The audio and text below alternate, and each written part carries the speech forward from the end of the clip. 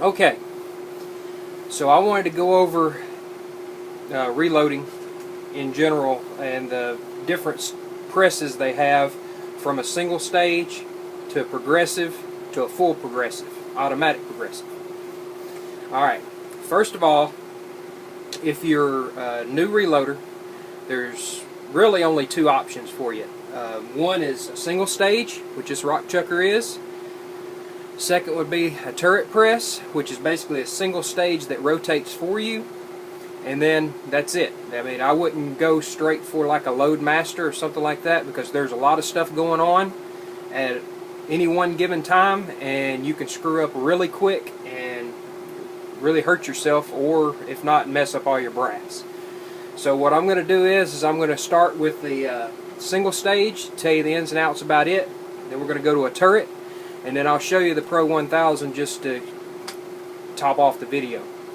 Okay, first of all, a rock chucker press, I believe the Rock Chucker Supreme is probably one of the best single stage presses available. If you ever get a chance to buy one, it's a good one to have around. If for precision reloading, it's very repeatable. Whereas I'll show you a problem with the turret presses is the reason you wouldn't want to go for like precision shooting. We're just going to go through this right quick.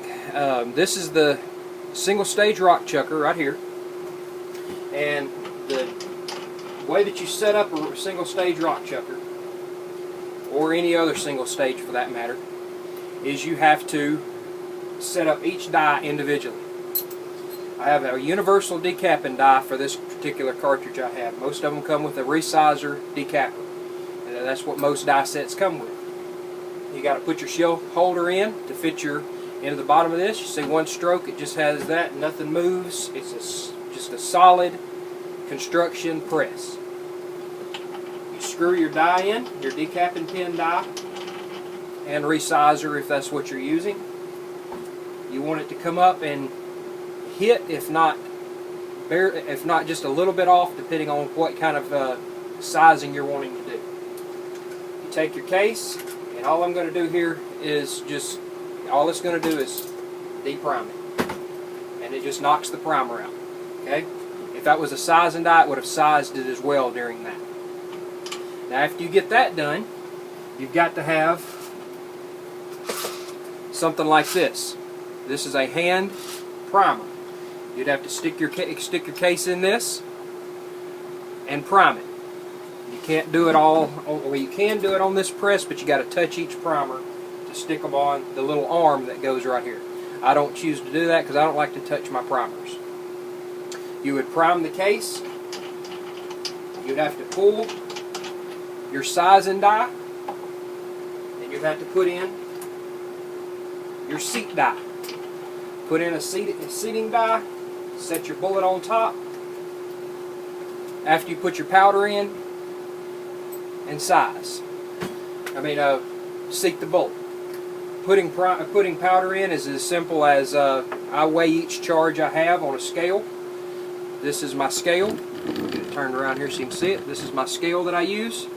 I also have an automatic dispensing scale, which is Hornady, but whenever you get when you're just starting out, you just want to have a general scale to keep costs down.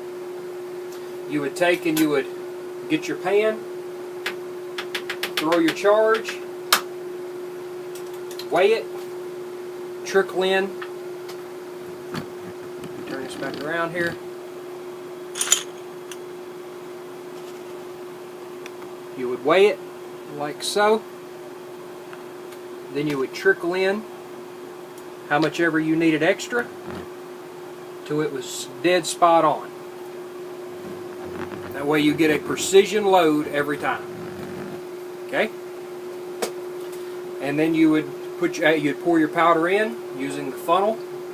Most good kits come with a funnel. You'd put your powder charge in, then you would seat your bullet in this, and that would be a full round to reload one casing. So stepping up from the single stage here is the turret. Now, turret presses are nice because it's basically a single stage press that the only thing that rotates is your top holes. So this is a 4-hole turret for this particular press. They also make 3-hole turrets. So if you were wanting to upgrade later on in life, I would say the best thing to do would get a 3-hole turret. Get a 3-hole turret because they make a Pro 1000 that takes 3-hole turrets, and then you wouldn't have to buy all these turrets for each caliber you shoot, and then have to buy extra turrets later on. You would have the same turrets and you can just swap them out. Alright, you just stick it in, and there you go. You put your shell holder on, you change out this little arm for either small or large primers, depending on what you want to use. This one uses large. It comes with this handy dandy already ready to go large rifle or large pistol. I have one of each so that I don't have to keep changing them out. Alright, and now you're ready to reload for this caliber. So let's talk about, this is a different caliber, still a straight wall case, and this was how you would go through the motions of this one. You'd go up, resize, seat your primer. This would be your powder charge. If I don't use a powder charge on this particular caliber, the reason it's not in here, but this would be how the powder charge setup looks on it.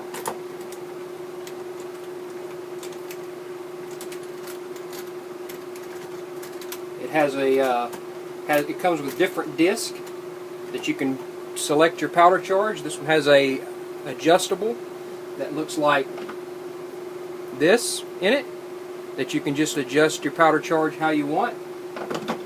It also comes with disc with different size holes in it, with a chart that tells you what charge you want to throw.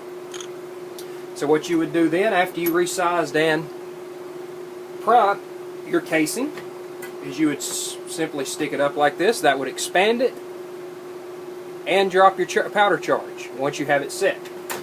Then all you do is come around, set your bullet, seat your bullet, it seats and crimps.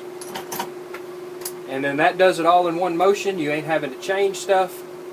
Nothing's being, you don't have to change each die out. It's a single stage, there's not a lot of stuff going on. There's one single action going on each time you pull the handle, which is a great step up from a single stage. So if you was a beginner reloader and you didn't want to go single stage right out the gate, you could go with something like a turret press, a three-hole turret press, something like that, and you'd be good to go there. You could just, it basically is the same action as a single stage, it just rotates around for you. If you didn't want to use the powder measure, you'd do the same thing after you got done with the decapping and priming your case.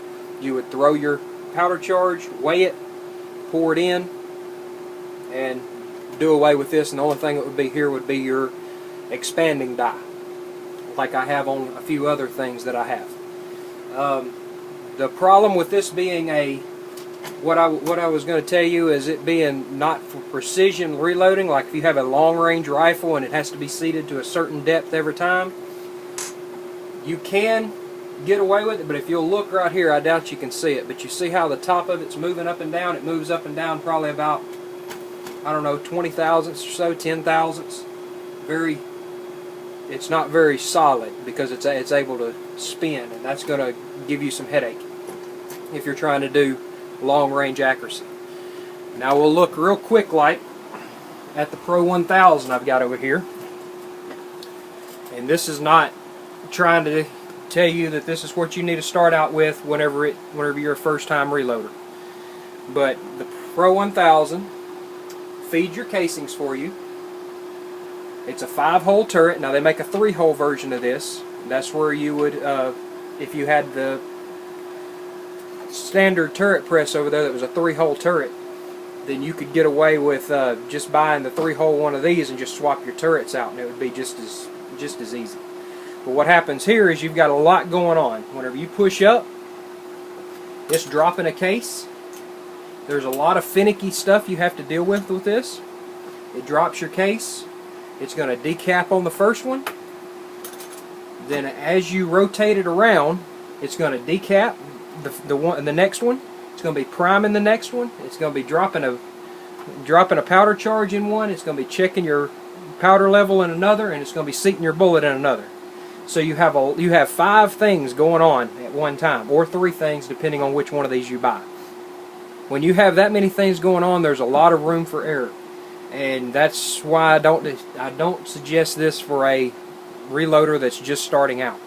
I'm not going to say by any means that I'm a pro reloader, but even with this at 5 things going on at one time, and it not being a Dillon or something like that that really does its job in checking everything, this one it screws up on me from time to time, and I wind up seating a primer upside down, throwing a primer charge, powder charge it's under, or getting a case stuck and it crushing the case because it come in sideways because there's so many things going on. So that's just an in general. That'll tell you basic. That kind of is just a basic overview of the 3 different kinds of presses there are out there. The Rock Chucker is probably going to cost you $250. Sometimes you can find them on sale for $169, something like that. I got this one at a gun show. I think I paid $170 for it, which was good, being they was out of stock online. So that's about what you're looking at there. These you can pick up for around $120, $100, something like that, depending on what Natchez or Midway has them on sale for. Turrets cost you $8 a piece, and then you're reloading. And they have a kit, I think it's $170 that comes with your scale and everything. This is going to cost you about $269 set up in the caliber of your choice. I hope that was informative. I hope it helps you out. Any questions, I'll make another video to help you out. Made this video for a buddy of mine online just to because he was thinking about getting into reloading, and I wanted to give him the best overview I could. Alright, thanks for watching.